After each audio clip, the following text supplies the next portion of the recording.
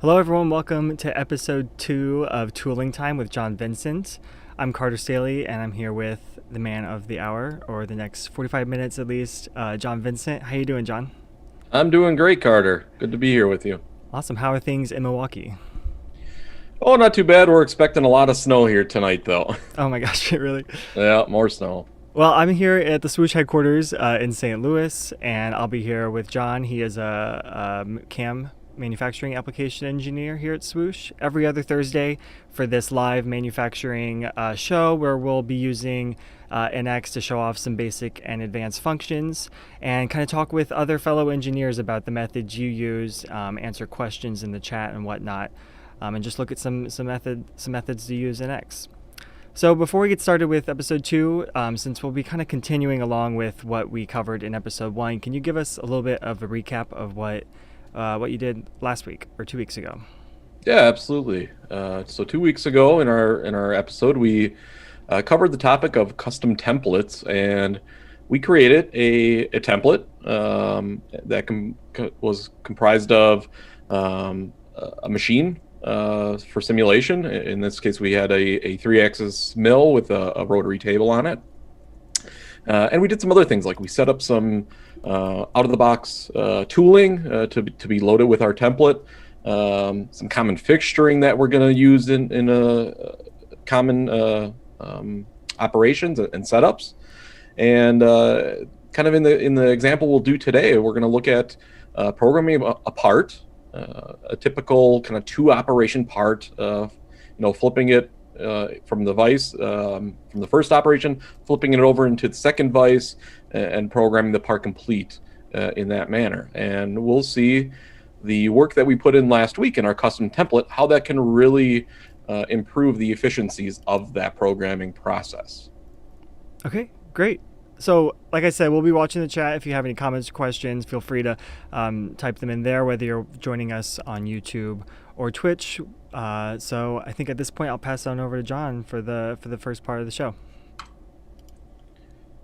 All right, here we go. So this is the part we're going to be working on. It's just a kind of a basic generic machinery part. And what we have set up here is this geometry with our blank body included in the original part file here. So not a whole lot going on. We see that the raw stock is the same size as the overall profile of our part. So we're going to machine this top area that we're looking at now in the first operation, and then we'll flip it over and machine this counter bore and these drilled and tapped holes on the bottom of the part. So again, we're going to be using that template we created in the last episode, and I'm going to access that just by going to File, New. And you can see here we have our Swoosh Manufacturing tab that has the template that we created. Now, I did a couple updates that I'll speak to in this template. Really, at this point, I just added a little preview image here so we can see this three-axis machine with the vices that we have preloaded. I added a description stating that this is just a two-vice setup, kind of a typical application that we would use for this type of a part. So I'm just going to navigate where I want to save this part file, and that's fine. So since I had that machinery part open, NX is going to automatically reference that's going to be my source part. And when I go ahead and press OK to launch my template, NX will load that part file into the existing setup that we made.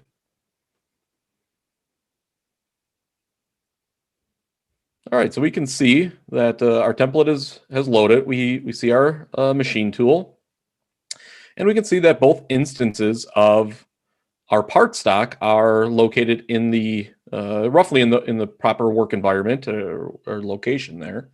But some of the first things that we're going to go through now are just kind of reviewing the setup, making sure that we're going to apply some assembly constraints for this specific scenario now, as well as just kind of review some of the things that we have in this template, just to cover anything that if you didn't see the first episode, what we did here.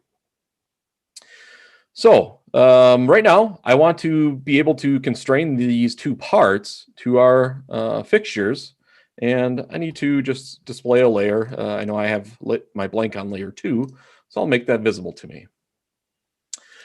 Now, based on how I have my target geometry in the template specified, I have a couple constraints that have gone out of date. So that's the first thing I'm going to do. I'm just going to go ahead and redefine a few constraints here.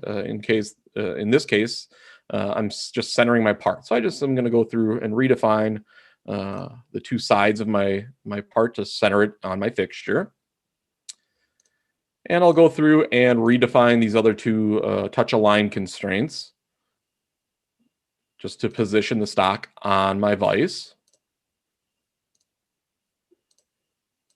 And lastly, I'll redefine this constraint, just positioning it kind of bumping off the stock off the edge of my vise jaw. I'm actually going to go ahead and suppress my machine tool at this point in time. Just turn that off, just so it's not in our way. We'll use that later.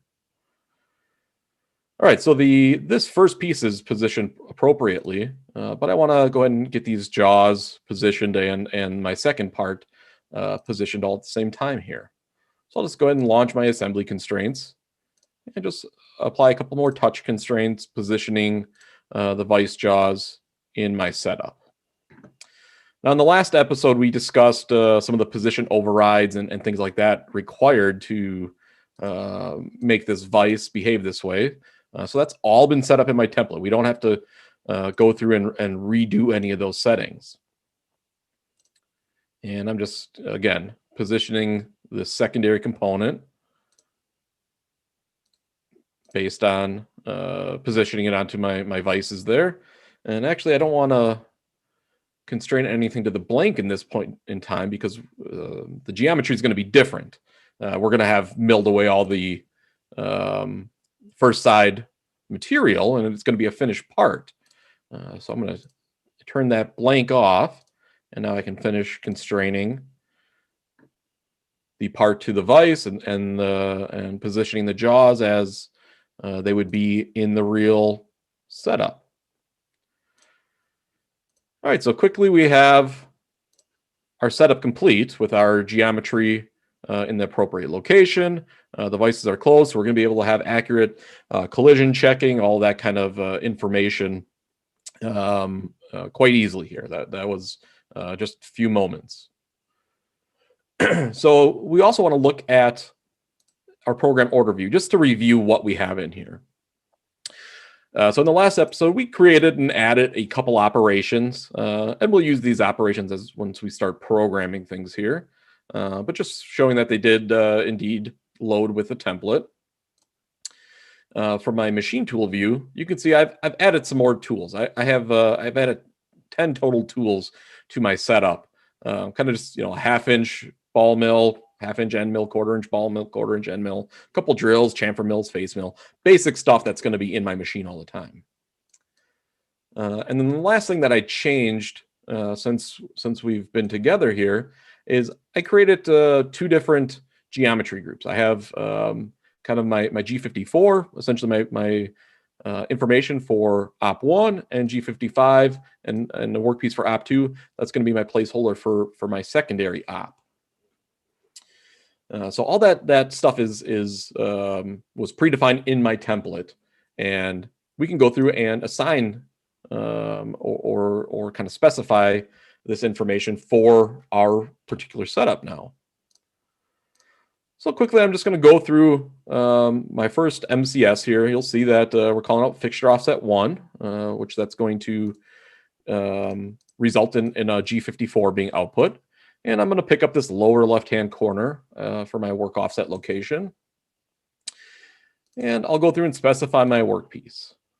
So I'm going to go ahead and select the solid body of this machinery part, as well as the blank body for my blank geometry. I'm going to do the same for my secondary operation while we're here.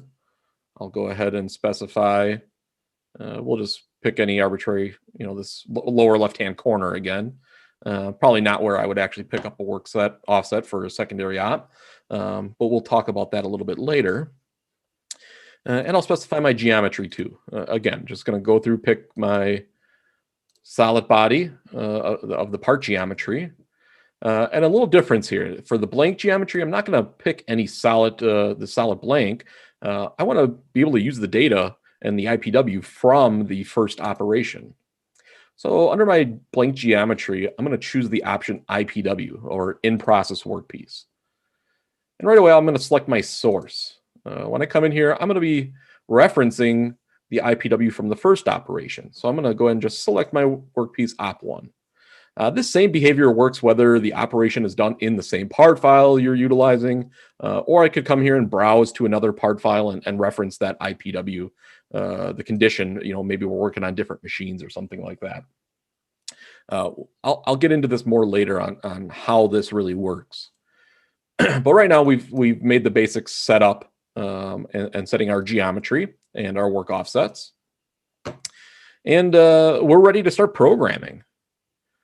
And again, just for simplicity and for visual aspect, I'm going to turn off that machine, and I'm going to hide the layer that my blank geometry is on. And I'm going to go ahead and start programming. So we'll jump back into our program order view. And right now, I'm going to just place this drilling operation in my unused folder, and we'll probably use that drilling operation later on. Okay, so to start programming, I'll utilize this floor-facing operation that's already in here.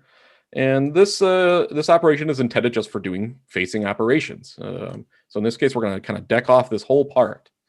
So now this operation, this is out of the box. There's no special settings or anything taking place. And I'll go ahead and generate this. And I would say that this is a typical result of a toolpath that customers receive and a lot of times question us about. They look at this and say, well, why am I starting off the part here and kind of arcing on and all this information? I just wanted a quick zigzag motion. Well, we can obtain that really easily by going to our cut regions tab and changing this extend floor to region. In this case, I'm going to select my blank outline because I want to face off the entirety of this material. So in reality, if I were setting up this template for my organization, I would really make these changes at the template level. So we would have these behaviors or these outcomes come automatically from using our template. Same thing with this first overpass or this first pass overhang. This setting is telling NX how much do I want my tool to be off of my part for that first pass. By default, it's 100%, and really you're going to get some air cutting going on whenever you use that. So I like to bring this first pass overhang down. In this case, I'm going to use 30%, and I'll go ahead and generate the toolpath again. So I would say that this toolpath, of course, I could change my lead-ins from an arc to a linear motion or whatever you prefer. But this is a much more appropriate toolpath and probably much more of a expected toolpath for a facing operation. All right, so that's great. We have that done. And the next thing I'm going to do is go ahead and just rough out as much of this material as I can in the next operation. So I'm going to go ahead and create a new operation. And in this case, I'm going to use an adaptive rough milling strategy. And we have some residential tools here. And so I'll utilize this 1/2-inch end mill that I have in my setup already. And I'll select my workpiece op1 as my geometry. And I'll utilize my mill rough method group. So for this instance, I'm going to turn the step over up just for demonstration purposes, so we don't get so many tool paths and stuff showing up on our screen. So 35% of a step over in an adaptive cut pattern is pretty extreme, but I'm going to say that this part is aluminum, and so normally 20-25% is what I would probably utilize for this type of operation. So I've specified my step over, and I'm going to come to cut levels next. And what I really want to do in this operation is I'm going to change my cut levels to user defined. And I just want to specify 2 ranges. I'm going to look at this kind of major planar face that's outside of this boss. And I'm going to add another range to the this bore feature, that floor geometry. I'll go ahead and generate the operation with these settings. And we'll see. I need to come back and make one additional change here under containment. I want to turn on our IPW. I want to make sure that we are going to look at our current stock condition for this operation. And we'll just verify here in our top range. Oh, that needs to be selected as the top of the part. There we go. Now we'll generate this operation. And we're seeing we're only cutting that bore. Let's review this one more time. Go back to automatic. There we go. Now we have all of our ranges specified appropriately. So we're going to rough out this outside material and then that bore all in one operation. And the only real roughing we have left is kind of this slot feature. So I'm going to use another operation. In this case, I'll use a contour area op. I'm going to select my 1/4 inch end mill I have in my template, and I'll still use a mill rough group. And with this operation, mill area, this breaks operations or geometry down into 2 categories, either steep or non-steep. So I'm going to go ahead and specify my cut area. That's kind of these chamfers and near vertical walls. They're tapered. And so what steep and non-steep means is we have the ability to specify an angle. And so any planar surfaces are non-steep. And really anything that's from, this would be 0 degrees, up to an angled surface, up to a 60-degree angle is going to be considered non-steep. Anything beyond that 60-degree mark would be considered steep. And the reason that we do that is we have the ability to specify different cut patterns and different step overs to those regions. In my case, I just want to do a zigzag path all the way through that geometry. So I'll go ahead and just generate that. And we can see that I'm taking an end mill and I'm just going to be walking down these walls. It's going to go down the steep areas, and then from the other side to finish out the bottom. Again, this is all just roughing. So at this time, I'll go ahead and display my IPW just so we can see what we've done so far. And I'll play this a little bit. And we can see this is using the new replay tools that are inside of NX. You don't have to go into Verify anymore. This has been around for a while. Siemens has really been enhancing this functionality. So I try to use it more and more. I'm still in the habit of going to the old Verify. Still works, still there. But this is just a new method that you don't have to go through additional dialogues. It's all right here on the resource bar. So here you can see that we've roughed out this region with a 1/4 inch end mill now. And I'm going to go ahead and just copy this operation. And I will use this new, this copied operation to do a finishing op. So I'm going to go ahead and edit the operation I just copied. I'll select a different tool. In this case, I'm going to choose a 1/4 inch ball mill. And then I need to go and change my geometry, my method group. That's going to be under this tolerance and clearance tab. I don't want to use my mill rough settings anymore. I want to use mill finish. And so just making those couple of changes, obviously using a ball mill now. And if we notice under the geometry tab, just by switching those method groups, it changed some common settings like my part stock, and there's some tolerance settings tied to that. There are a few different things are involved with methods. So I will go ahead and generate that, and we'll see. Oh, we got an error right now. You can see that it's telling me portions of this toolpath would have caused a collision, and NX just eliminated those patterns right now. So we can take a quick look and see what would be causing that. Let's just go ahead and click on our toolpath. oh, we can see our we would most likely be violating and colliding with the holder in this case. So I'm just going to quickly edit my tool. I'll go to the holder tab, and I'm going to stick my tool out a little bit more from the holder. So I'll go ahead and generate. And we can see we no longer get that error message, and we have the complete toolpath going all the way down to the bottom of this geometry. And we can see, yep, plenty of clearance in there. All right, so that feature is finished. Again, if I was going to be milling this part, I would probably tighten up the step overs, things like that. But we don't need to worry about that right now. So I'm going to go through and chamfer this part before we finish. Really, we've roughed everything. We started doing a little bit of finishing. I generally like to chamfer my parts beforehand. I just find less burrs on them. So we have a couple new, relatively new chamfering operations and deburring operations. So the first one we're going to use is this operation called cuts 3D model chamfers. And this is intended for any chamfered features, like we're seeing kind of on the profile of this part, where there is a chamfer actually modeled on the part.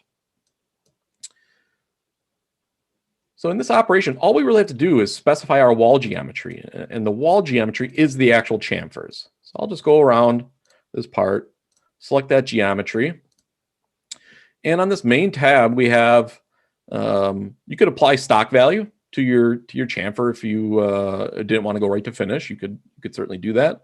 Other than that, you have the option to specify a Z depth offset. So this is how far below your geometry do you want the tip of the tool to be. Right now we're saying 10 thousandths. Maybe I'll just bump that up a little bit, and we'll generate. And quite easily we have a toolpath to come in here and go around, and we can step through and chamfer this part on the outside of that profile. So that's one easy method when the part contains an actual chamfer. But what about like this top of the boss? If we want to break these edges, in the past we would have to go through and use like planar milling and specify a floor stock and curve geometry and negative part stock value.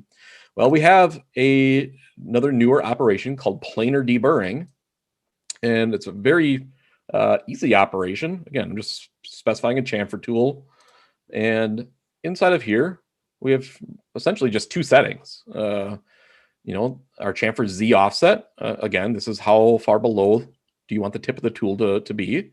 Again, I think we used 30 thousandths last time. We'll do the same thing, and then we'll say, how big of a chamfer do we actually want? Maybe we'll say 10 thou. I'm not going to go through and pick any geometry. We're specifying our workpiece group, so we do have our 3D model selected, but not specifying any other information. I'll just generate this. See, we're getting a little warning right now. We're just going to ignore that. But you can see NX is going through and finding any of these faces that do not have chamfers on them, and it's going to go ahead and break those corners. And even in this region, we can see that NX would come and try to chamfer as much of these edges as it could before it was going to go ahead and touch any of this wall geometry. For our case, I'm going to say maybe I don't even want to do this little partial chamfer, and maybe that would be done by hand or something else. We certainly can limit our geometry using check surfaces or cut area, and maybe I'll just select this top surface for this case. And now you can see we're just chamfering kind of the ID and the OD of this region. All right, so now we have everything roughed. We started doing some finishing. We came and did our chamfering. Now we just need to finish kind of the inside and outside of this part, inside of the bore and this planar face. So again, I'm going to create a new operation. I'm going to use a floor wall operation. And we'll come in and, I'll still use a 1/2 inch end mill. Finish method. And in this case, I like to just specify my floor geometry. So I'm going to select this planar surface and the surface, the kind of the bottom of the bore. And I'll toggle on the option for automatic walls. automatic walls will then go through and find any wall geometry. So we can see right now if I generate this tool path, we'll get a resulting tool path here. Maybe I don't want to interpolate into the middle of the part like that. I'll change my cut pattern from follow periphery to follow part. Generate that again. That's looking pretty good for what I want. Except maybe I want to, add an extra pass, kind of a spring pass or a finish pass to these walls. So under strategy, I'll just go ahead and toggle on my finish passes. And since I have that wall geometry specified, it's going to add one extra pass, just doing a 5% of the tool diameter step over. I'll go ahead and generate that again, and we can see that those passes have been added. All right, so that's all finished now, and I just want to drill through this through hole and chamfer that feature. So we already had a drilling operation created from our template, so I'll just drag that back into my program group and review. And yep, a half-inch drill is specified there. So I'll just come in here, and this in-process workpiece. I get a lot of questions about in-process workpiece in the drilling operation here. My default is I like to always use 3D. If there's stock in this feature and I want to maybe drill all the way through it, in this case it would be pre-drilling this bore or counter bore, if you want to look at it that way, so you're not milling all that material out. I could have certainly done this drilling op first. So enabling use 3D is going to always have NX take into account what the current stock condition is. So I pretty much always use that option. All right, so now I'm going to come in here and just specify this whole feature. So NX in the hole making operation, it's always looking at feature geometry. So this machining area comes up, and you can see there's different cylinder faces, and that's corresponding to this counter bore on the bottom of the part. There's one on the top, so it's asking really what region do I want to focus on. So in my case, this faces cylinder 2. This is the feature I want to do. But it's looking at the geometry from the bottom. So I just want to reverse this direction. And it's going to flip the orientation to on top. And so I can go say OK and generate. And I get my drilling op. And the last thing we're going to do here before op 1 is really finished is just add one more operation.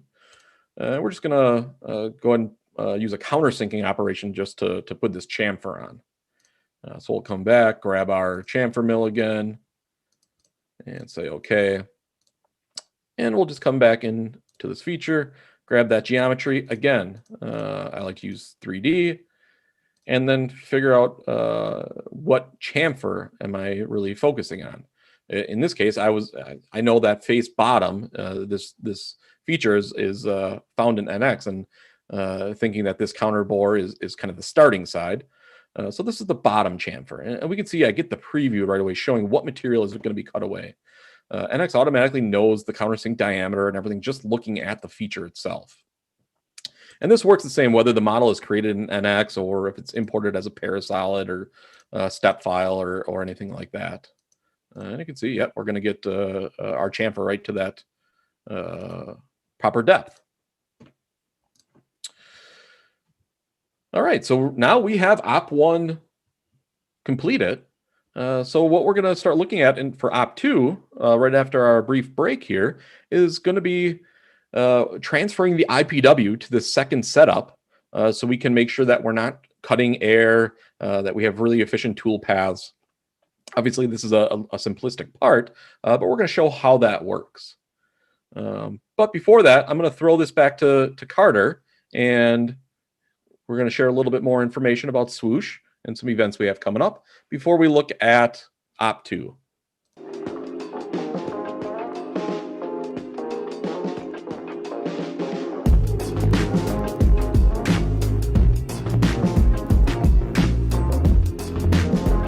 You there, Carter?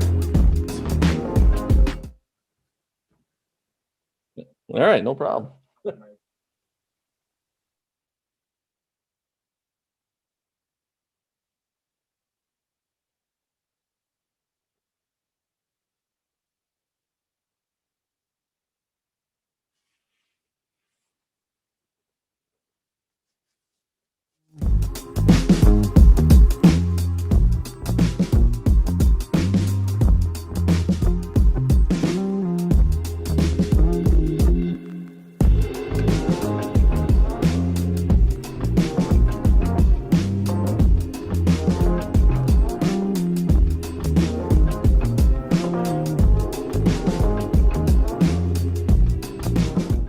All right, welcome back to Tooling Time.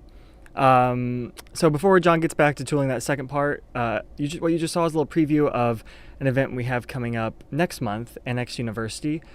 We do this about twice a year. We've started doing it online starting last year. It's kind of a full day of educational workshops for people who use both NX CAD and NX CAM. So here, I'll just go to the website right now and show you a little bit about it. If you go to nxuniversity.com, you'll see a little bit of an agenda. Let me move this out of the way. About some of the sessions that we'll be hosting on March 17th. So on here on the left side, you can see some of the sessions for NX Design. So a little bit about what's new in the latest release, some hidden gems. So these are like little features in the software that maybe you aren't aware of, little kind of tips and tricks and best practices. And then on the manufacturing side, we have kind of similar events. So this What's New in NX Manufacturing is actually, we're having some people from Siemens Digital Industries Software join us to present some new features that were added in 1953, along with some of the features and enhancements that are coming out in the next major release, because that's supposed to be kind of a larger release for the CAM side of NX. So if you want to learn more about NX University and register to attend, it's completely free and complimentary. You can go to nxuniversity.com. There's also a session on something that John was talking a little bit about a couple minutes ago on an in-process workpiece. Can you talk a little bit about what will be covered in that session, John?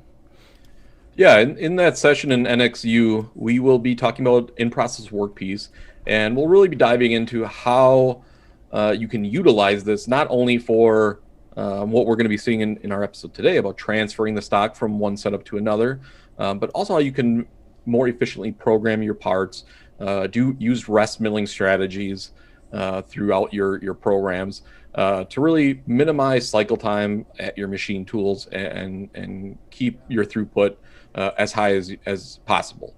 So yeah, that'll be a great session. Awesome. And then I think our other CAM engineer, Colin, will be hosting that one, but John will be helping out with the hidden gems and this session looking at the differences and benefits of Post Configurator over the older Post Builder. And as you see down here, 25 of the first 75 signups will receive a Yeti mug with NX University logo on it. So there's still time to sign up to enter to win that. Could you just mention maybe a little bit about what you took away from it when you were helping host it? Last fall was the last one actually we did in September. Yeah, last fall was the last NXU we did, and it was the first virtual NXU, and I found that it was really a nice event. You know, we were able to get to a larger audience than we had in the past when we were traveling from city to city. But it's always great to be able to have kind of that shared knowledge. You know, we have some sessions where people can ask questions and get some different perspective on things. So kind of that connection between other users is really nice. Yeah, there's a lot of great conversations that happen in the chat during the sessions, and then also during the live Q&A portions that we host 3 different sessions throughout the day. So you can go to nxuniversity.com if you want to learn more or sign up for that. And I'll let John take it away for the part 2 of this episode of Tooling Time. All right, so we're back here, and we're going to start looking at programming our second operation. And before I do that, I'm just going to go ahead and I'm going to add some program groups in here. So I'm just going to insert a program group, and I'm going to break these out by operation now. So I'll have op1, and I'll go ahead and place all my operations that I've already made inside of that group. And this is just for organizational purposes. There's no requirement to do this here. You can see a couple things went out of date, so I'm just regenerating those real quick. And now I'm going to insert a second program group, so I can utilize this for all the new operations we're about to create. All right, so the first main step is we want to transfer this IPW over from op1 to op2. And to do that, we'll just go ahead and edit our workpiece. We've kind of set this up already where we've selected, you can see we're referencing our workpiece op1. And all I'm going to do is update our local IPW from the source. So NX is thinking, and it's referencing the 2 different instances of this part, and it's gone ahead and and relocates the IPW, an instance of the IPW. You can see here we're showing all the material that's already been removed. So this is the stock in its current state at this point in time. And now we'll be able to go through and I'm going to reuse as much of the information that we've already created, operations. I'm going to reuse that information for programming this second side of the part. So in this case, I'm gonna face this off. Let's just go through and do this one at a time. I'm gonna copy our facing operation, paste it into our op2 program group, and of course you can go and rename these pieces of geometry as you go through. But what I'm really doing here is I'm just respecifying my geometry. I'm changing from my workpiece op1 to workpiece op2, and just selecting a different face. Here we are on part 1. Now we're going to be on part 2. And I'll go ahead and generate.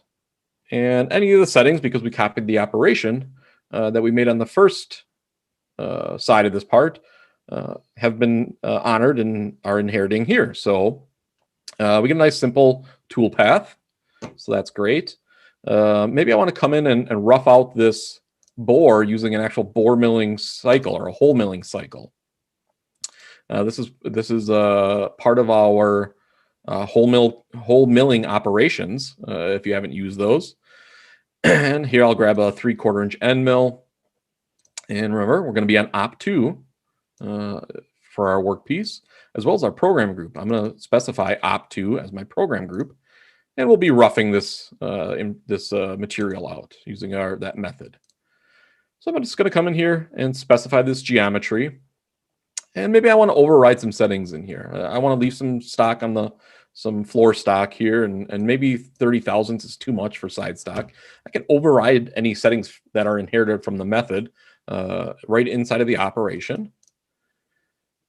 And there is one little, oh, there it is. So this, I fixed it in my templates already. Out of the box, just so you know, if you are using inch templates, on the strategy page, this extend to path distance is set to 3 inches.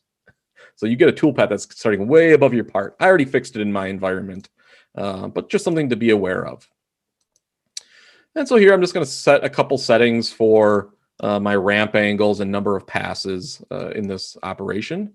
And you can see I generate it. And NX is going to go through and we're doing some helical motions to remove this material using this hole milling strategy. Nice simple way to output this information. A benefit to this, if your post and machine support it, you can use actual cycle output here. So I know like high 9 machines and Cinemera controls support machine cycle output. High 9, you can use it'll output a cycle 208 or what is it, 254, something like that. You do have to configure your post to work with that if you don't have one that does support those motions already. And as I said, I wanted to reuse as much of the information that we have. So I'm going to go ahead and copy my floor wall operation and reuse that to finish this board geometry. So same thing. I'll just come through, reselect my geometry group, workpiece op2, my cut area, just specify that on the new part, and I'll go ahead and generate. And maybe I would change my step over a little bit here for this finishing operation. There we go. That looks better. And we can, again, reuse a couple of these chamfer operations. I'll do the chamfer 3D and a countersink operation. I'll go ahead and paste these into my op2. And select my new workpiece and the appropriate wall geometry. And we can generate that. We'll have to update the IPW here in a second. And our countersink operation, we need to update this as well for this other part. So again, workpiece 2, kind of the same logic is we're going through for for converting these different operations.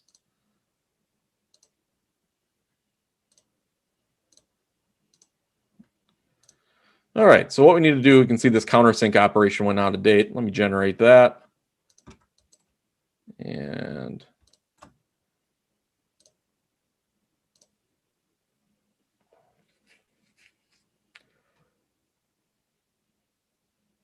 all right, so then we have all of those features updated. And what are we going to do? We're going to do a couple drill tap countersink operations here for these whole features. For that, I'm just going to come back into my geometry tab, and I'm going to insert a geometry group for some holes. And that way I don't have to re-specify my geometry in every operation, my drill, tap, chamfer, all that kind of stuff. Let me get rid of that second hole. So in this group, I have 4 holes. It's this bolt pattern. So we'll say okay. And now we can go ahead and create our new drilling operation and attach it to that whole boss geometry that we just created. So this is a 3/8 inch by 16 threaded hole. So I'm going to come in here and grab this 5/16 inch drill. And so I don't even have to go in and look at any of the geometry settings.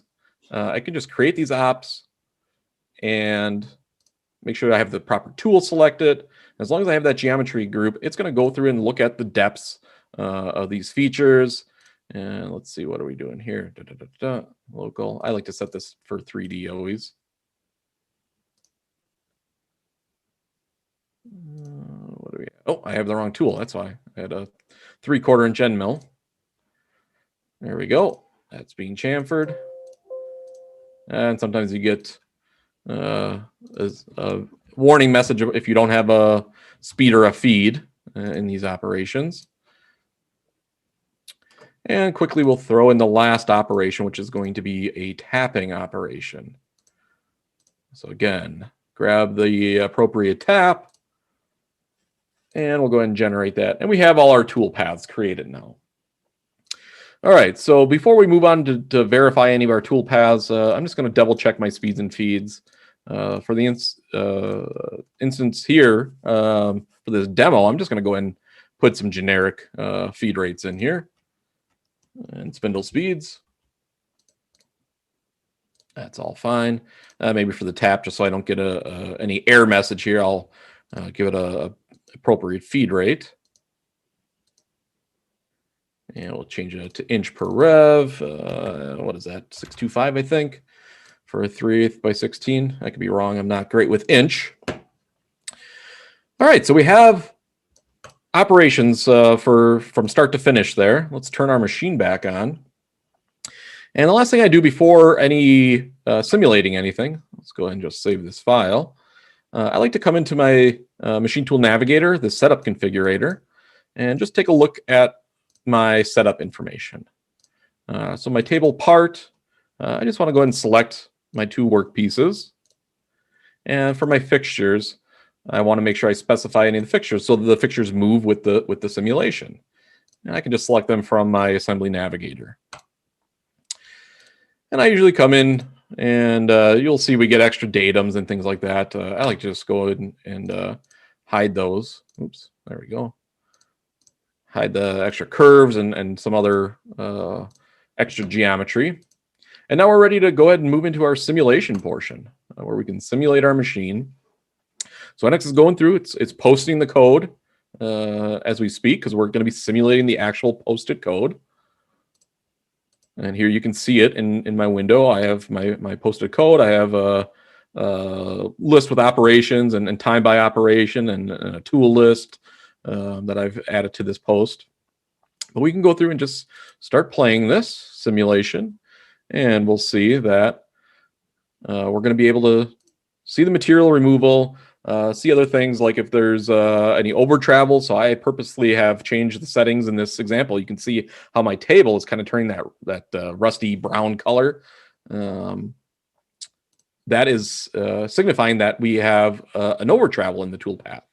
And any information like this is available in this details page. We can see whatever limits are violated, what axis, what operation was it, did it occur in. We can get a lot of information that way.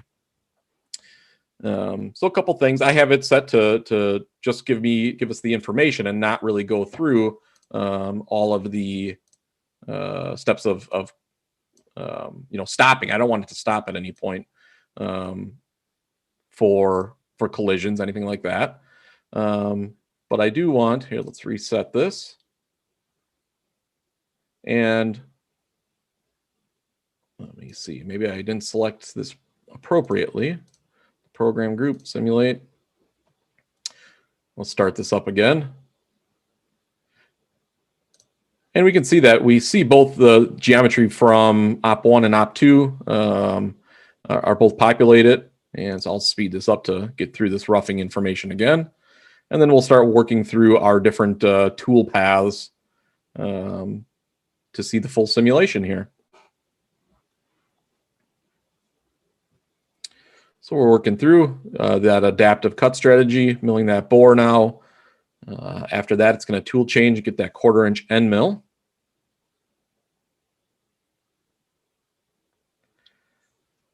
All right, so here's another collision that we're seeing. So NX is catching this for us. And what's really happening is the flute length of my tool is really too short here. We're going to shank out on our tool. So I'm just going to say continue until reset. But this is catching it for us that we could go ahead and either specify a different tool for use here or change the cut pattern so we're not roughing all the way to depth first. We have a number of options on how to remedy this. I'm just going to let it run through the simulation for our purposes here. But we wanted to show that, yeah, NX is going to catch any things like that where it wouldn't have violated the part at all, but it would have rubbed on the tool. Same thing here. This is that planar deburring operation. We're actually violating our part stock using this operation because that feature is not modeled. So we're going to get that warning using this operation because we are actually technically gouging our material. So something to be aware of there. And we're drilling and chamfering, and now we're coming on right to our second part. And it's going to go through and do the simulation the same way for this part. So we have multiple setups here. So we are having full collision checking between multiple setups. So it's going to be a true digital twin of the real world scenario. And here we're doing the last drill, tap, chamfer operations to finish out our program.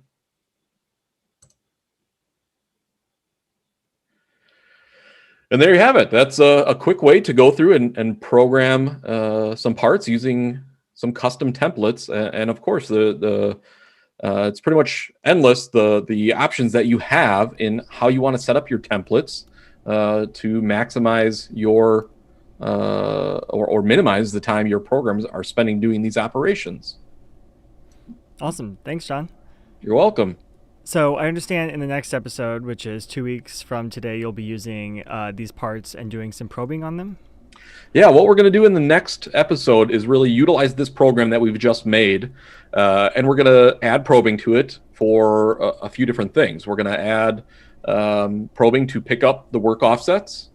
So as we load raw stock, we'll add some initial operations, and then we'll add some probing, maybe to measure some bores or some features that we've machined. And we're going to do this through a number of approaches. There's some out of the box functionality that we'll use, as well as I'll show some customized probing routines that you can create inside of NX. Awesome. Okay, so if you guys want to, get a notification when that comes out, make sure you subscribe to this channel, and you can hit that little bell button next to the subscribe button to make sure that you get that notification when we go live. You can also follow us on Twitch or LinkedIn, where we always post these live videos, as well as blogs from John and some of our other application engineers every Friday. We're also planning on the topics for the Tooling Time episodes after the next one. So if you have any ideas or topics that you'd be interested in learning more about, in NX Cam, feel free to leave them in the chat or respond to any of Swoosh's emails. We're happy to take suggestions and see what we can cover. But yeah, in the meantime, thanks so much, John, and we'll see you in a couple weeks for episode 3 of Tool and Time. Yeah, we'll be here. Take care, Carter. See you guys. Bye.